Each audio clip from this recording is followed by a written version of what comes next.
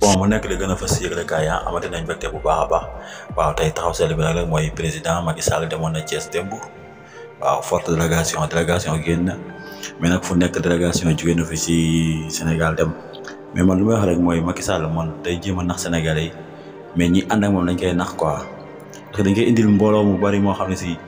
naan ay fii mokk naag nangam te bu élection jotee ñun ñëpp France daal di xëddeen gis nañ élection yi passé Thiès gis nañ mburoog soow mi bi mu demee mburoog soow mi ci la Thiès gën a wayadi Idrissa Seck mën nañu wax ni dee na moom comme que amatul dara Thiès en même temps ñu ngi ko dégg ci biir revue de presse mu ne moom comme ça ku mu bëgg a jiite réew du woote violence wala nangam ñun moom pare wuñ sax pour Idrissa Seck jiite ñu Sénégalais yi moom pare nañ ci Idrissa Seck ko tourné nañ paasam quoi kooku moom mu woote violence mu woote jàmm mu woote lépp kooku moom traître la quoi te traître moom instant yi ñaanatuñ yàlla mu yor suñu réew waaw te tamit Macky Sall moom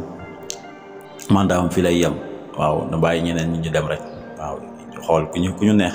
ñu fal ko suñu réew yàlla na doon koo xam ne si buñ ko falee day doxal réew mi développé waaw mu doon lu métti nag waaw mu doon lu métti lu tiis mooy li am Ndar li am Saint-Louis waaw loolu moom nañ ci xool bu baax parce que tamit kii bi yàgg yi demoon jamonoy tubaab comme ñoo commencé exploser loolu moom wóorul moom da ci nguur gi taxaw ñu jabal fa sapeur-pompier yabal fa ay technicien ñu xool foofu yëpp waaw vérifier Ndar ak yu mel ni ñoom parce que tamit lii nii wóorul de ndax kii bu essence bu jékki-jékki explosé dañ sant yàlla sax ñaari nit a si dee waaye metti na waaye tamit mënoon na ëpp loolu waaye ñu fexe taxawal nit ñi rek